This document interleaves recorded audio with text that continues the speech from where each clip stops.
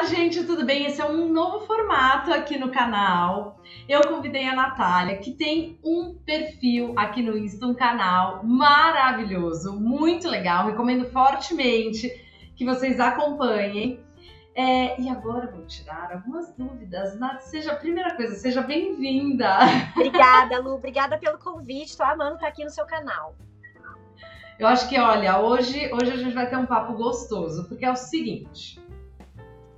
E essa é uma dúvida que foi até uma questão que eu vivenciei e não foi fácil. Imagina que assim, consumo, né, arquitetura, interiores há, sei lá, 15 anos, freneticamente, e vivenciei um grande dilema, que é como escolher um arquiteto ou um designer de interiores para a nossa casa, o nosso apartamento, a nossa obra. Então o tema é este hoje. Eu quero que você nos ajude aí neste processo. Vou amar, vou adorar. Vamos falar sobre isso então, tema importante. Primeiro, e daí eu tenho algumas dúvidas. Se você fosse consumidora, né, cliente, trabalhasse em outro mercado, qual seria o primeiro critério que você avaliaria? Olha, o primeiro critério que eu avaliaria, e que eu acho que é o que o cliente deve avaliar, é se ele se identifica e se ele gosta dos projetos que aquele arquiteto faz. Eu acho isso muito importante. Por quê? Cada escritório de arquitetura tem uma linha de raciocínio, né, que vai conseguir ali desenvolver os trabalhos. Então, por exemplo, existem escritórios que são especializados em projeto neoclássico, que é uma linha de projeto super específica, que tem detalhamentos, peças, encaixes muito específicos, né? E existem outros escritórios que já fazem projetos mais contemporâneos. Tem escritórios que fazem projetos super atemporais, tudo em tom de branco e madeira, que você nunca vê colorido. Outros escritórios que já usam e abusam das cores, que fazem aquela casa mais alegre, colorida, divertida, né? E tem também escritórios que caminham entre as duas linhas, que eu acho que é o nosso caso. Aqui no escritório a gente tem uma máxima de que a gente tem que fazer a casa com a carinha de cada cliente, porque nós estamos de passagem e quem vai viver ali são eles, né? A gente vê muito, Lu, os nossos projetos, eu sempre falo isso no Instagram, como cenários de vida. Eu acredito muito nisso, né? Que é onde a gente vai viver as nossas vidas, onde os filhos crescem, onde a gente se reúne com a família. E eu, pelo menos, tenho muita lembrança, acho que todo mundo tem, né? De como que era a casa que a gente almoçava aos domingos quando a gente era criança. Eu lembro da mesa, eu lembro da estampa do chão. Então, por exemplo, no nosso escritório, a gente faz projetos que são menos coloridos e projetos que são mais coloridos, porque a gente adequa isso ao estilo de cada cliente. Mas eu não faço, por exemplo, no meu escritório, um projeto neoclássico, porque foge muito dessa linha de raciocínio, né? Se um cliente me procurar, eu vou fazer o máximo para conseguir atender ele, né? Porque depois que eu tiver começado um atendimento, você nunca abandona um cliente. Mas vai ser muito frustrante para ele, porque vai ser difícil eu conseguir chegar naquele resultado, porque é muito fora da minha criação, é muito fora da linha que eu costumo ali desenvolver, né? Então, eu acho que o mais importante é você olhar os trabalhos daquele profissional e entender, poxa, eu gosto da grande maioria dos trabalhos que essa pessoa faz, né? A linguagem é isso que eu espero. Já aconteceu de algum cliente chegar aí com uma demanda que fuja muito do universo que vocês trabalham e você fala, olha, talvez eu não seja o melhor escritório para te atender? Já aconteceu. A gente já teve um caso onde uma cliente queria um projeto muito específico, né? E eu tive essa conversa com ela já no briefing, explicando para ela que aquele estilo ia ser muito difícil eu conseguir atendê-la, porque eu não tinha nem conhecimento técnico para aquilo, né? Que é o que eu comentei com você de algumas linhas. Por exemplo, o neoclássico, ele tem peças, tem encaixes, é tudo muito diferente, né? E aí ela disse que não era aquilo que ela queria, tal, que ela queria algo no nosso estilo. Aí fomos avançando com o projeto, mas realmente não era, sabe? Eu fiz o projeto, eu desenvolvi o projeto, porque eu acho muito difícil, assim, negar atendimento a um cliente. É sempre muito delicado, né? Mas foi muito sofrido, sabe, Lu? Foi sofrido pra mim, pra gente. Foi sofrido pra ela também, porque o tempo todo, quando a gente apresentava, faltava. Ela queria mais dentro daquele estilo e pra gente não era uma coisa que era natural. Então eu entreguei o projeto dela, ela ficou feliz com o resultado, mas o processo todo foi muito doloroso. E eu acho que esse processo de a gente fazer a nossa casa precisa ser feliz, sabe? Precisa ser gostoso, precisa ser alegre, precisa ser legal pra todo mundo, né? Pra que o cliente tenha sempre esse carinho. Mas foi só uma vez que isso aconteceu. Mas também é importante você falar, porque existe essa pesquisa, né? Que às vezes eu acho que o consumidor acaba... eu tive uma boa indicação de um amigo, tive uma boa indicação, mas às vezes não necessariamente é o mesmo estilo. Então, se debruçar nos posts do Insta, se debruçar, se tiver YouTube, se debruçar no site, enfim, no portfólio mesmo daquele profissional. Agora, uma outra questão que a gente começa a entrar num meandro um pouco mais técnico.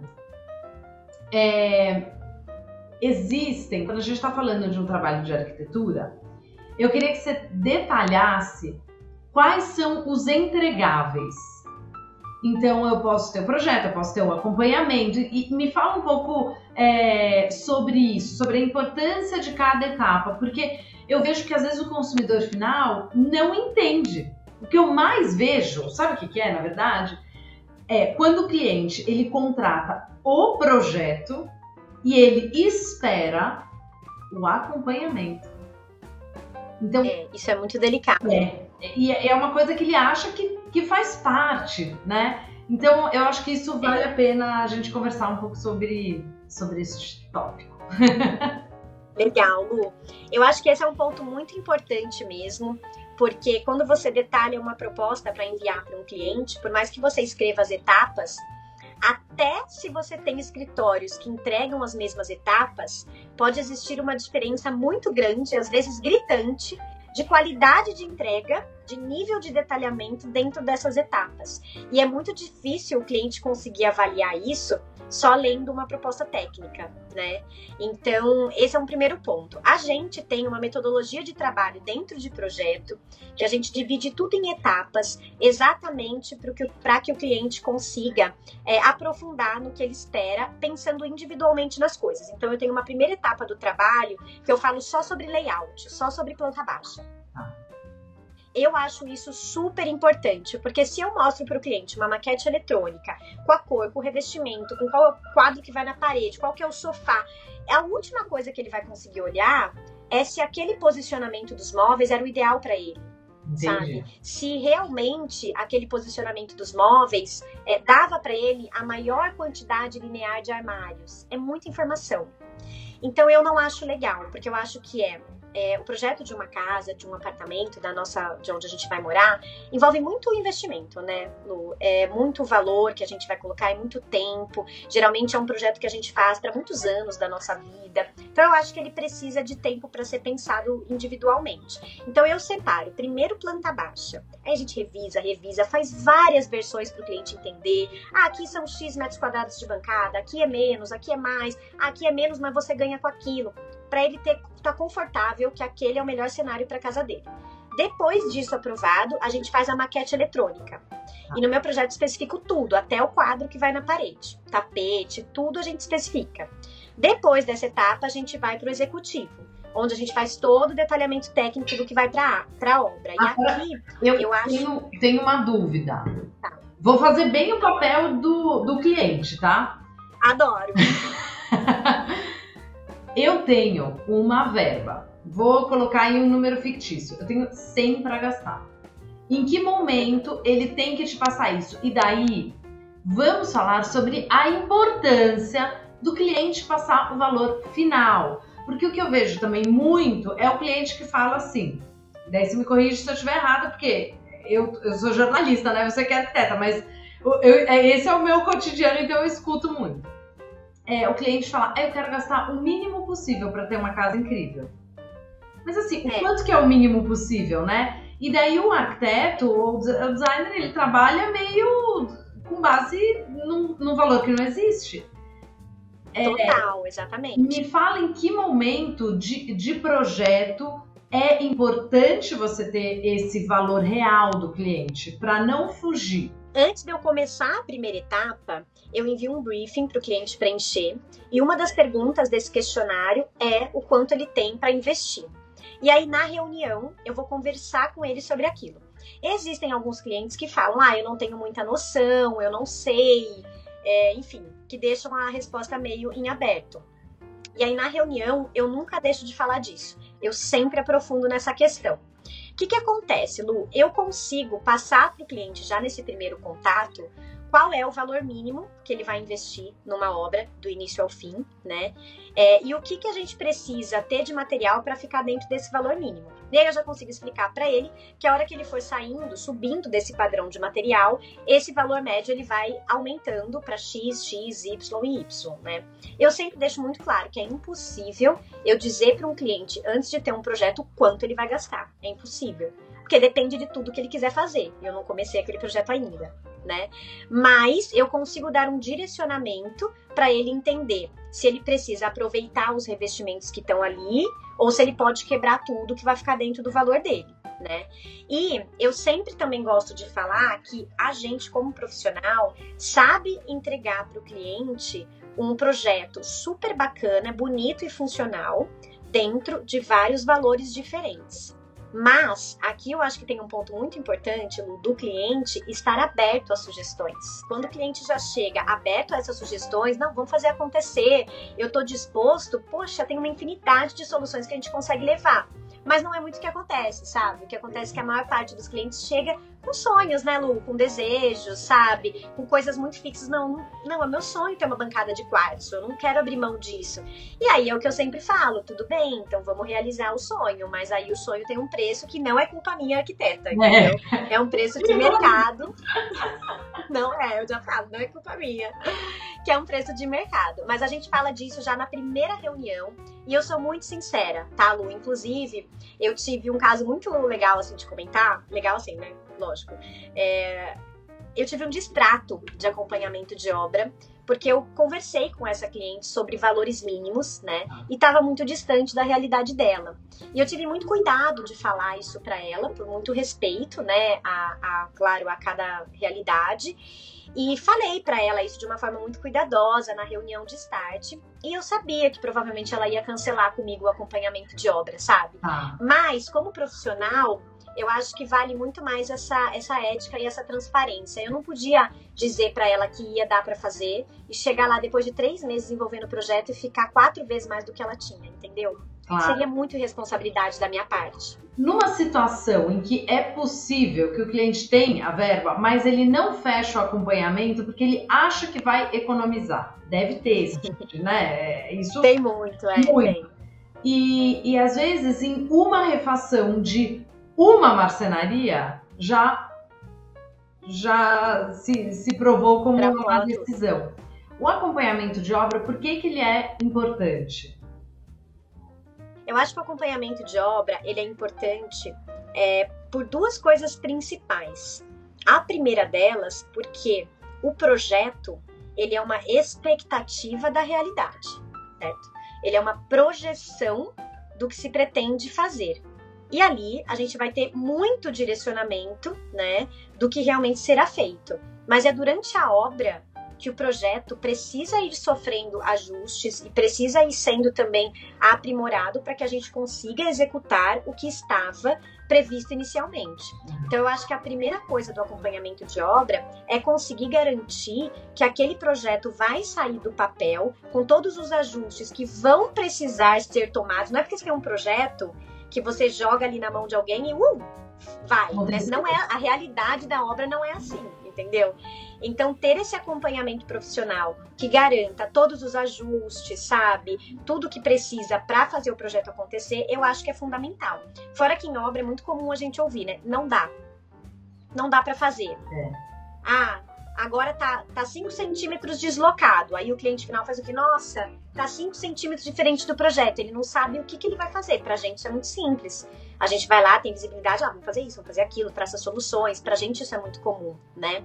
Então, eu acho que as 2 primeiras coisas da obra, das 2 principais as duas principais coisas mais importantes de um acompanhamento de obra é você ter um profissional acompanhando a execução para que aquele projeto consiga sair do papel como deveria e sabendo olhar essas coisas, né? E a segunda coisa é você ter, eu acho, essa tranquilidade emocional. Eu acho que o acompanhamento de obra está muito ligado a isso, tá? Por quê? Os fornecedores a obra não acontece sozinha, né? Não é só você ir contratar que todo mundo vai lá e vai fazendo. Eles têm dúvida, o que é normal. Eles encontram coisas na realidade que estão um pouco diferentes do projeto e eles precisam perguntar o que fazer. Quando você tem uma pessoa acompanhando a sua obra, é essa pessoa que vai responder. Então, eu brinco que os meus clientes não ficam sabendo de quase nada que acontece na obra. Ai, porque a gente resolve... olha que paraíso! A gente resolve, toca e faz acontecer. A gente só volta para o cliente se é uma coisa muito grave ou que vai alterar o projeto. E se você não tem o acompanhamento de obra, quem vai fazer essa função é você. Tem construtora que pode fazer o acompanhamento de obra. Qual é a diferença do acompanhamento de obra feito pelo arquiteto e pela construtora? Tem algumas construtoras que, na verdade, não incluem o acompanhamento de 100% dos fornecedores, né? Porque a gente tem o cara da cortina, a loja do sofá, o cara da marmoraria, a loja de construção. Tem vários fornecedores, né? Se tiver uma construtora, existem construtoras que fazem isso, a gestão completa da obra com todos os fornecedores pequenininhos. Legal. Nesse caso, é algo parecido com o que a gente faz. Mas o que acontece é que a maioria das construtoras que faz gerenciamento de obra, elas gerenciam uma parte dos fornecedores, e não todas. E aí essa outra parte que fica de fora vai sobrar para o cliente também. Mas qual é a diferença? Se a gente pegar uma construtora que ela acompanha 100% dos fornecedores igual a gente, qual é a principal diferença? Eu acho que a principal diferença é que a gente tem todo o histórico daquele cliente. A gente conversou com ele durante meses, eu fiz um questionário com 1000 perguntas, eu analisei com ele várias opções diferentes no projeto. Então, ao surgir alguma alteração de obra, eu já vou ter todo o histórico dele para traçar alternativas, né? Dentro do que eu já sei que ele precisa, ele não vai precisar falar de novo sobre aquilo com alguém. E quando você tem uma pessoa que não executou o projeto, ela pode vir te sugerir coisas que já foram pensadas ou deixar de levantar algum ponto de atenção que seja importante para você, porque ela não tem aquela visibilidade completa daquele cliente, daquele projeto, né? Então eu acho que é muito mais fácil e muito mais seguro quem fez o projeto também executar a obra. Eu acho que esse é o combo perfeito, sabe? O acompanhamento de obra, eu até acho que é bom mesmo a gente se estender, porque é fundamental. E às vezes o cliente acha que vai economizar, que ele dá conta. Mas, assim... é muita coisa diferente. É muita coisa. Exatamente. É muita coisa diferente, né? E assim, o cliente ele já está envolvido naquela emoção de ficar pensando em quanto ele tem que pagar de cada coisa, o quanto ainda falta, de pagar o aluguel duplicado dele, de pagar o condomínio duplicado dele, de trabalhar, porque ele não pode parar também, porque já fica nervoso ali, porque precisa trabalhar para conseguir pagar a obra, né? Ele não tem tempo, porque 8 horas por dia ele tá ali trabalhando, e aí depois, nas outras horas dele, que ele já tá cansado, precisa descansar, ele vai ter que tocar a obra, e tocar a obra dá muito trabalho. Então, eu também acho que esse envolvimento emocional que cada pessoa tem com a sua obra atrapalha na condução da obra. Por isso que aqui no escritório a gente tem uma premissa de levar a menor quantidade possível de problema para os clientes. Exatamente para que eles não fiquem nervosos com coisas que não têm necessidade, né? Por exemplo, se eu tenho tenho que colocar um perfil em alguma coisa, ou se eu tive um problema de pintura, isso pra mim não vai ser um problema, porque eu sei como resolver, eu sei quem foi e tudo mais. Mas um cliente chegando ali olhando aquilo, ele já, aquilo vira uma coisa enorme, assim, tanto que às vezes a gente tem alguns clientes que ficam nervosos com algumas coisinhas e a gente responde, olha, tá tudo bem, sabe, isso não é nada, fica tranquilo, tipo, nossa, é uma coisa que pra gente é muito pequenininha, sabe, que a gente sabe porque a gente tem experiência, que em 2 dias vai estar resolvido, mas a pessoa que não acompanha a obra, ela fica sem visibilidade, ela fala, meu Deus, agora meu mundo acabou, sabe?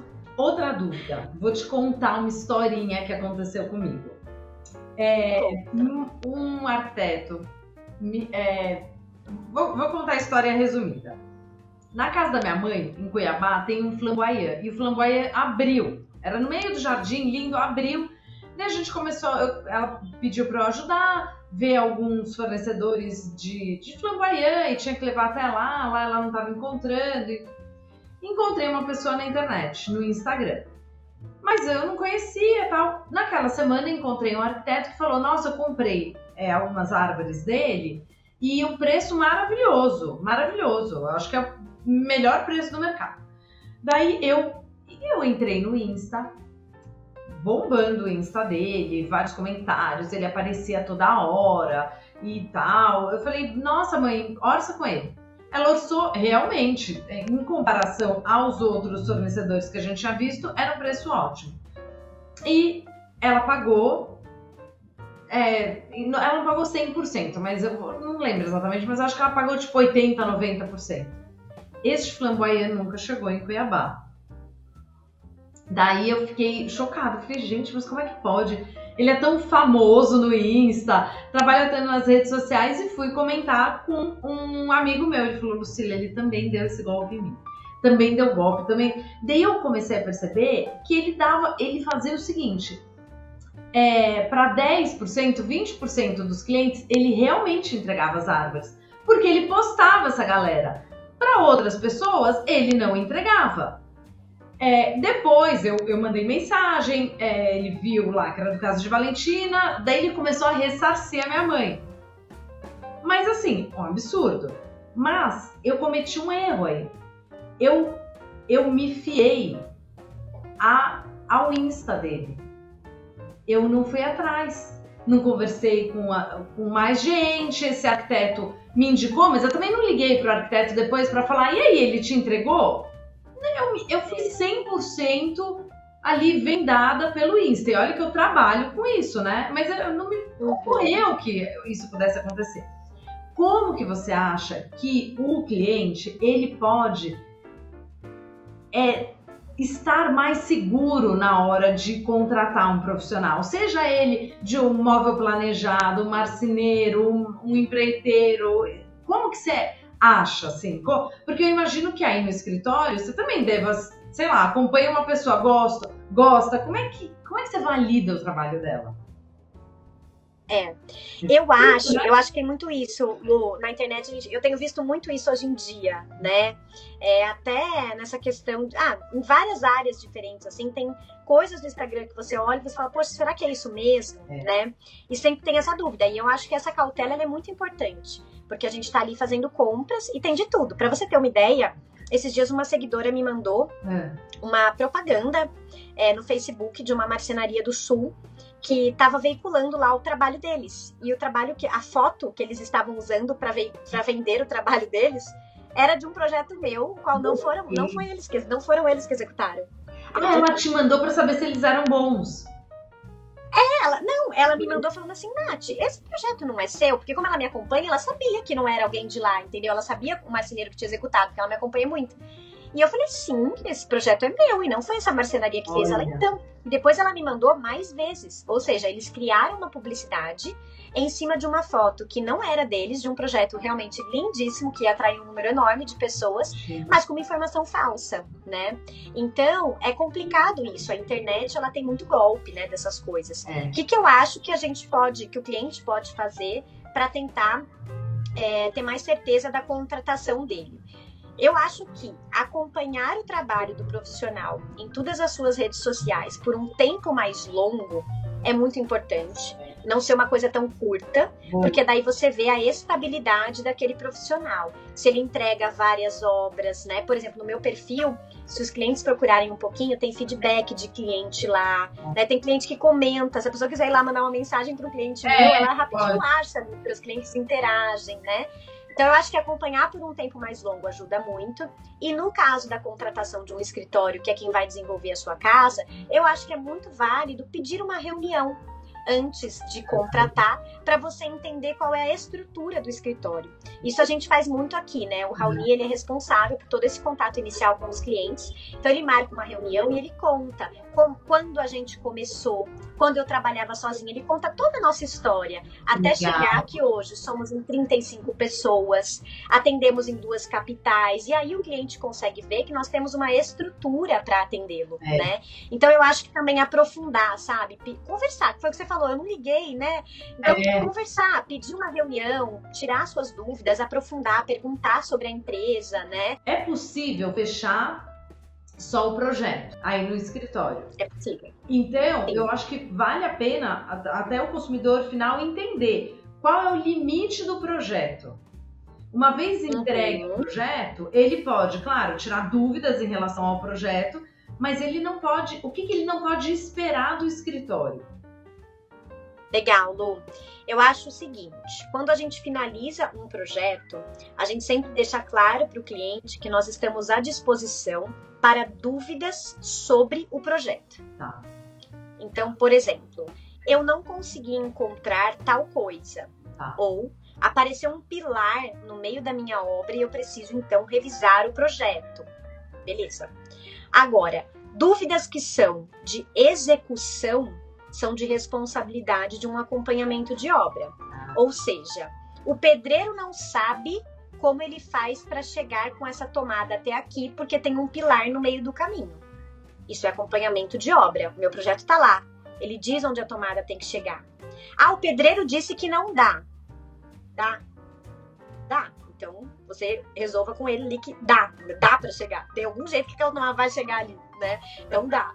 Enfim, então eu acho que todas as dúvidas que são referentes à execução, sabe? Ai, a minha parede tem uma diferença de 2 centímetros com relação ao projeto. Isso também é uma questão de execução. Sempre vai ter, né, Lu? Porque a hora que a gente quebra um revestimento, por exemplo, se tinha um revestimento que era um porcelanato grosso e você vai colocar um azulejo que é menorzinho, que é mais fininho, já vai dar diferença. Então é normal ter diferença de medida entre o projeto e o executado. E aí, conforme você vai acompanhar a medição com aquele fornecedor, você vai checar essas diferenças e você vai adequando essas diferenças. Isso tudo é acompanhamento de obra. O que eu falo para os clientes? Eu explico isso, né? E eu falo para eles. Fica à vontade para me perguntar. O que for dúvida de projeto, eu vou te responder. O que não for, eu vou ter transparência e vou dizer para você. Isso é um escopo de acompanhamento de obra, eu não consigo te ajudar. E por quê? E eu explico para ele por quê. Não é falta de vontade. É claro que tem uma questão financeira envolvida, comercial. Se você for acompanhar a obra de todos os clientes, tem que ter cobrado por isso, né? O escritório fale. Mas tem uma questão que é muito importante, que é a principal, que eu falo para ele. Uma pessoa que responde por um acompanhamento de obra, ela precisa ter a visibilidade inteira da obra. Porque senão ela pode te dar uma instrução errada. Por isso, inclusive, eu acho tão importante ter um acompanhamento. Porque na hora em que você traça um direcionamento específico de algum ajuste com a marmoraria, você precisa saber daquilo para poder avisar o seu marceneiro que aquilo também vai acontecer. E se eu respondo para o meu cliente uma pergunta isolada, eu posso responder para ele algo sem estar sabendo que a minha resposta não vai funcionar porque teve outra interferência na obra. Nath, mais uma pergunta, e daí eu tô fazendo perguntas que eu tô lembrando assim que eu já recebi no Insta. Quando o cliente ele contrata um projeto, existe um book, um PDF, enfim, de sugestão de mobiliário.